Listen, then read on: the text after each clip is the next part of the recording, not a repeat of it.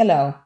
So we have just talked about how in integrated circuit design we're going to be using a new biasing technique, that is by using current sources. If you recall, biasing simply means setting a stable current for the collector of a transistor. That's what biasing a transistor is, and we can generate a stable biasing current by using a current source. The technique that we're typically going to be used in integrated circuit design is we will generate a very stable current source somewhere in our integrated circuit, and then that current source is going to be mirrored into different parts of the circuit using a technique known as current mirroring. And so all of the circuits we're going to be seeing can be referred to generally as current mirrors, and that's how you will typically see them referred to as in the literature. So let's just recall, our IC biasing technique.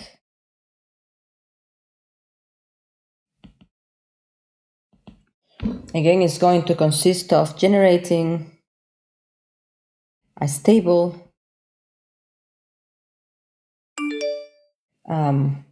reference current, I will call it,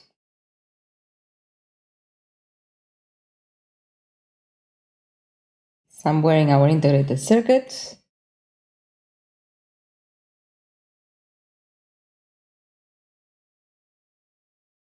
And use current mirrors to basically mirror that current where needed.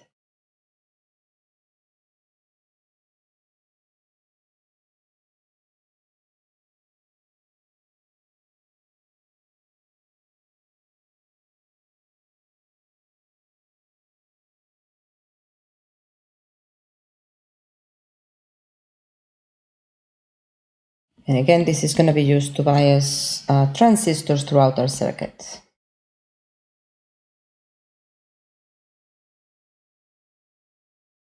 What do we mean by our, golden standard or golden current, our stable current? Well, stable just means what you're used to hearing. Stable means robust to temperature variations, robust to power supply variations, etc. So a current that you can rely on having a good, precise, absolute value. All right, so let's get started by taking a look at the basic BJT current mirror.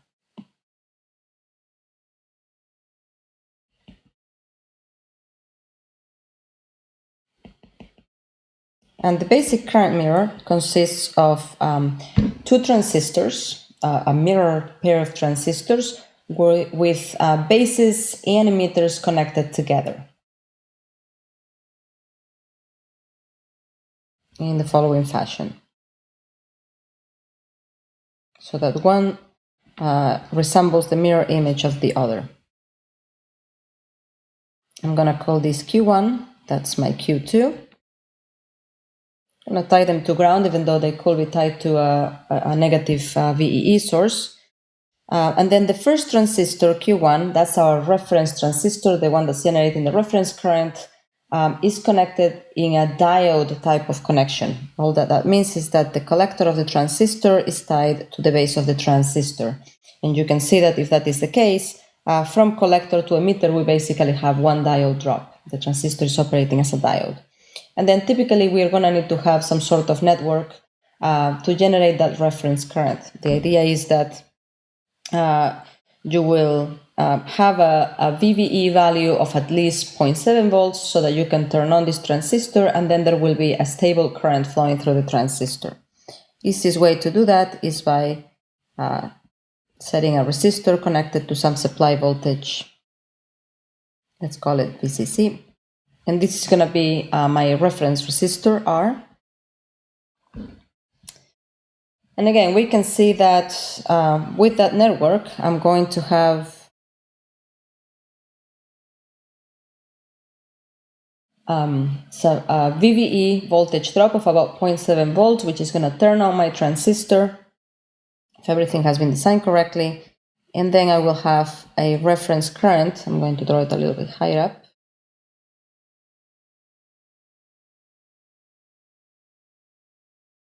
A reference flowing through my resistor. Now we can see that part of that reference current is going to go and become an IC current for Q1, that in a different color so we don't clutter our circuits. So part of the reference current, most of it is going to go and be the quiescent DC current for Q1, but then some of it is going to feed into the bases of Q1 and Q2. Basically, there's going to be here IB1 and IB2. Now, important, we have mentioned that matching is typically a very important thing, good matching for proper operation of this type of circuits that are using integrated circuits. And so we're going to make the assumption that these are well-matched transistors. So assuming Q1 and Q2 are matched transistors,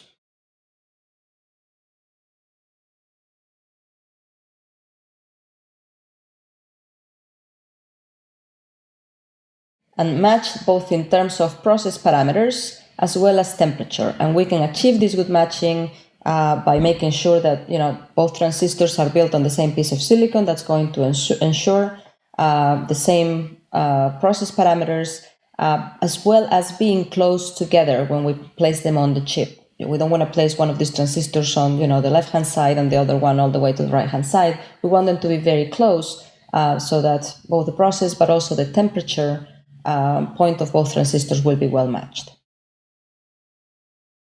So matched transistors operating at the same temperature.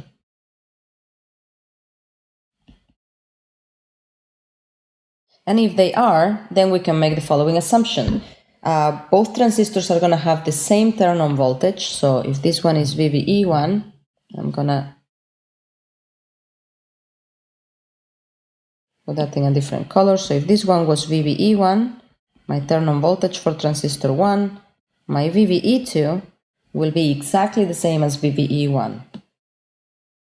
So I'll have VBE1 equals VBE2. And so I'm going to be able to simply refer to it as VBE. And the base currents will also be matched. So I will have IB1 equals IB2, which I can just refer to generally as IB. And what that means is the current that's flowing out of this branch, I can simply label it 2 times IB. And if that is the case, matched base to emitter voltages, matched base currents, then it will also follow that my collector currents, IC1, will be equal to IC2, which I can simply label as IC. Now, in this whole current mirror then, or in this whole circuit, what I have done is I've generated a reference current onto transistor Q1 using my reference resistor and a VCC voltage source. And now that same current is being mirrored on Q2. And so this will be my output current for my current mirror. We say that reference current is being mirrored onto the other branch. And here is where I will connect my load.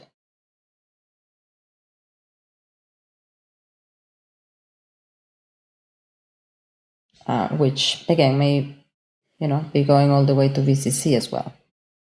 So basically, what I have stated load, that's where you will connect, the transistor that you want to bias with a particular collector current, quiescent current. Okay, and this IC will be equal to I out. All right, let's go ahead and do the derivation, considering the base currents, because right now we've assumed, and it is true, IC1 is equal to IC2, and that's equal to I out, but what we really want to know is the relationship between I out and I reference. Ideally, those two currents will be equal to each other, so I out will be exactly the value that you have set for your reference current if we were able to neglect the base currents, meaning if 2IB, we could just consider it to be zero current going into the base, then I out will be equal to I ref. If we are considering, a finite value of beta, meaning we cannot ignore those base currents, let's see what the relationship will be between I out and I reference. which is known as the current transfer ratio of our current mirror. So again, assuming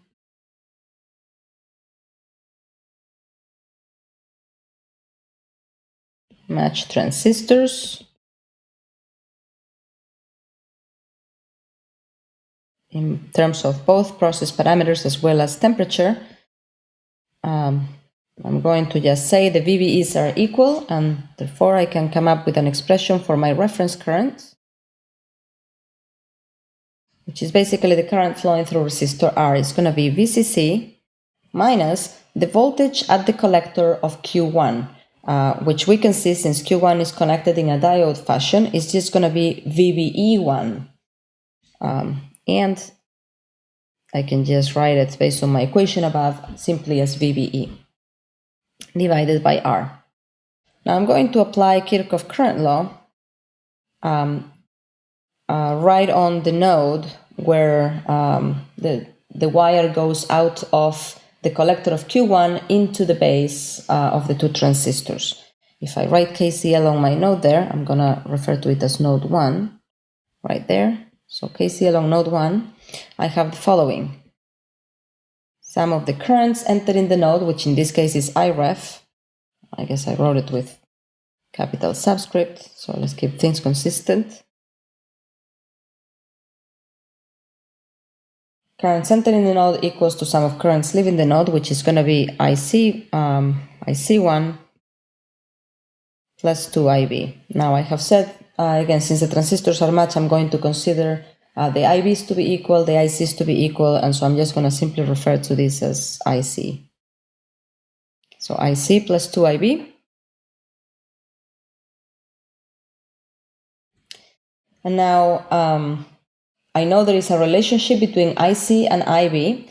IC is equal to beta times IB, or likewise, I can express IB as IC divided by beta.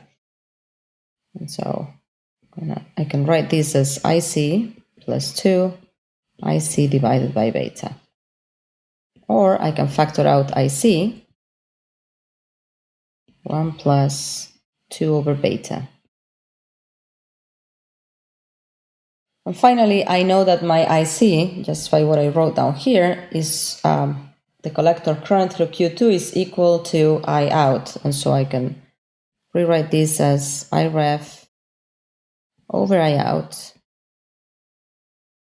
being equal to 1 plus 2 over beta, or what I typically want is the opposite, the ratio of the output current to the reference current, which is 1 divided by 1 plus 2 over beta.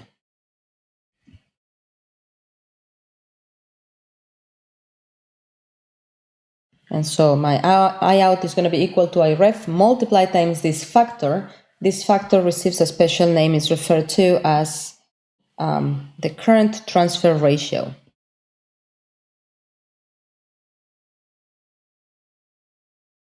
And it's simply the ratio of output current to reference current. And that's it. We can see that for a large value of beta, those two currents are approximately equal to each other, but even for a beta of about 100, we're incurring maybe a 2% error. So that's a good ratio. So we can say for large beta, we can typically approximate I out to the reference current, or the current transfer ratio to be approximately equal to 1. Now, why did I insisted on the fact that not only the process needed to be matched, but also the temperature needed to be matched for both transistors? And the reason for that is, well, there is, for one thing, the overall process parameters depend on temperature as well. But VBE has a temperature coefficient. When we say something has a temperature coefficient, it simply means it varies with temperature. And so I'm going to make a little note here. And the turn-on voltage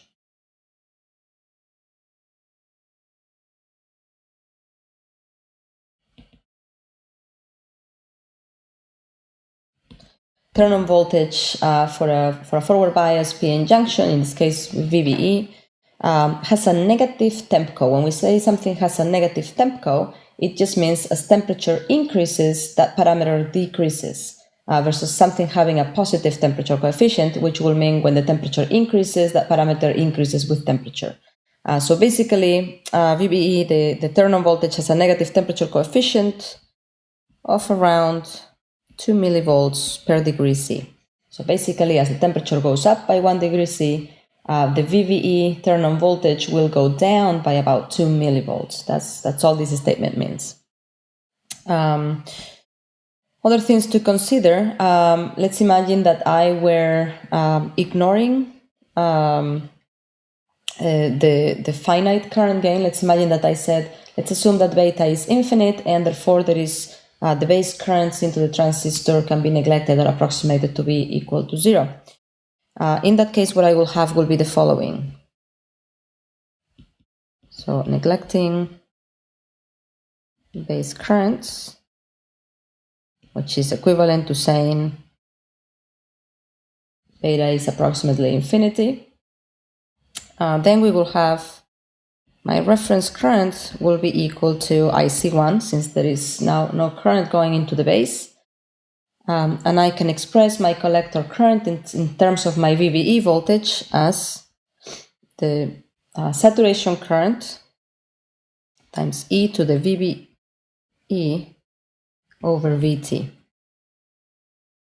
And there is a -1 term that I'm ignoring there because the exponential term is going to be much larger than that.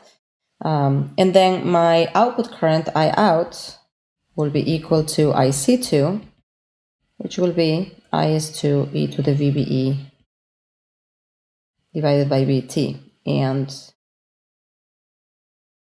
let me just write for a second here. This is VBE1, that's VBE2. VT being the thermal voltage, which is the same for both. So this kind of highlights, even if I ignore the beta, there will be a difference in the two currents, the two collector currents, IREF and IOUT, which is basically based on the process parameters, which are represented here by IS. So that represents what is affected by process parameters and device geometry.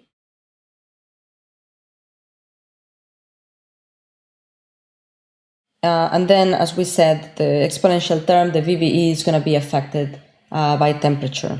So the VBE is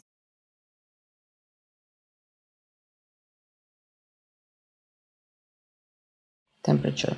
And so this tells us that those two currents are only going to be equal to each other, even ignoring the effect of beta, if the transistors are well matched in terms of process, which we typically can get because they're being built at the same time on the same piece of silicon, and also well matched in terms of temperature, which we can typically achieve in an integrated circuit because they're typically going to be placed very close together.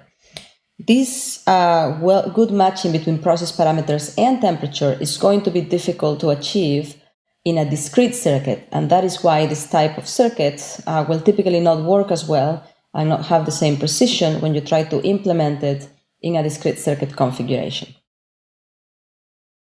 One last point worth noting is that sometimes we do want these currents to be different from each other, and in those cases we are going to be playing with the device geometry to make them different. In other words, notice that IS is the saturation current, which is directly proportional to the area of the diode, in this case the base to emitter junction area. So we can write, since IS is proportional to area of emitter base junction, can size transistors to achieve multiples of the reference current IREF. In other words, notice that even if I ignore the base current, the ratio of my I out to I ref, my current transfer ratio, is going to be proportionate to the area of the emitter base junction of transistor 1 to the area of the emitter base junction, of transistor 2, because this is I out, to the area of emitter base junction of transistor 1.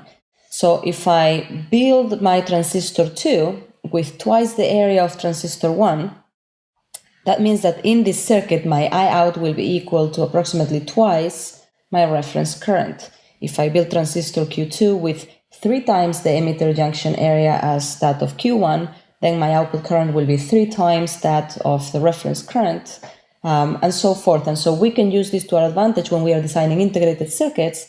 And let's say, I need different currents in my circuit. I don't have to go ahead and design different reference circuits, but rather I can use my mirror and my transistor sizing to achieve multiples of the same current. They don't even need to be integer multiples. It could be 2.5 or something like that. Normally, they're going to end up being integer multiples in most cases. So basically, I out will be M times I ref. M being the ratio of the two areas. So this is an important point in the sense that it's a technique often used in integrated circuit. Another thing that we wouldn't be able to do in discrete circuit. We can't size the transistors. They just come with the emitter base junction area that they come with. However, in discrete circuit, if we wanted to achieve the same effect, we can connect transistors in parallel. And so that effectively doubles, if we connect two in parallel, it will effectively double the emitter base junction area. And so one way of doing it is like this in discrete design.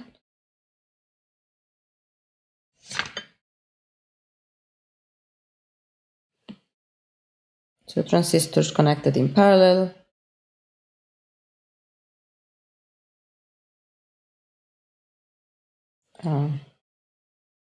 That's what this will imply. And so basically, this will be one way of achieving. Sometimes you will see, even in an integrated circuit, when you look at the schematic, you will see that a transistor with twice the area will be represented like this. Sometimes you will see it represented this way, meaning with two emitter arrows, and that just means double the base emitter junction of the normal transistor. So you will see in a circuit there will be, the standard transistor size, and then if some transistor has twice the base emitter area, then they'll represent it like this. If it has 3 times the base emitter junction area, there will be 3 arrows, etc. As you can probably guess, as the ratio becomes higher, this becomes an impractical way of representing it, just because you end up running out of arrows. And so sometimes what you will simply see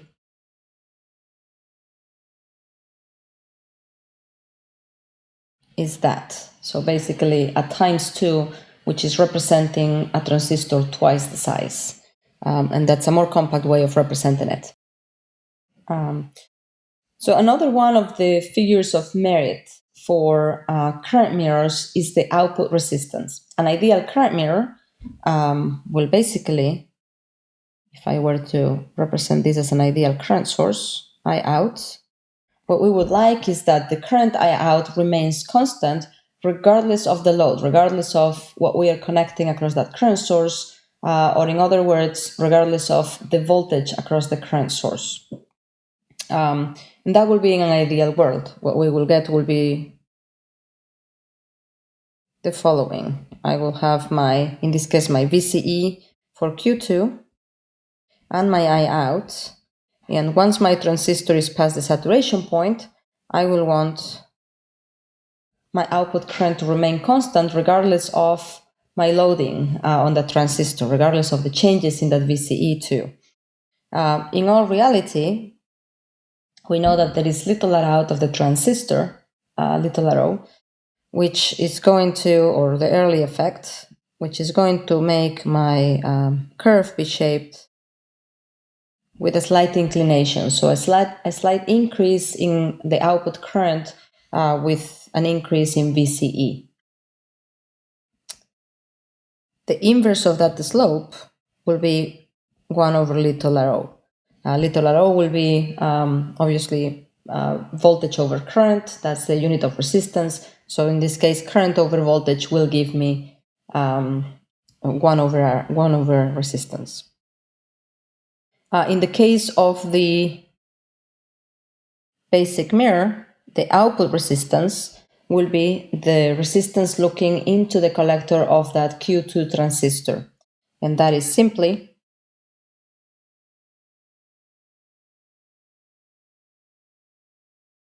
approximately equal to little r(O). So that will be the output current or the output resistance for the basic BJT current mirror. And we will see that these are two parameters that are going to be important when we are dealing with current mirrors, and we're trying to compare them and see which one has better performance than the other, are the current transfer ratio as well as the output resistance. The current transfer ratio is going to tell me how precise my current is, my output current with respect to my reference current. My output resistance is going to tell me how stable my current is for different loading conditions. Thank you.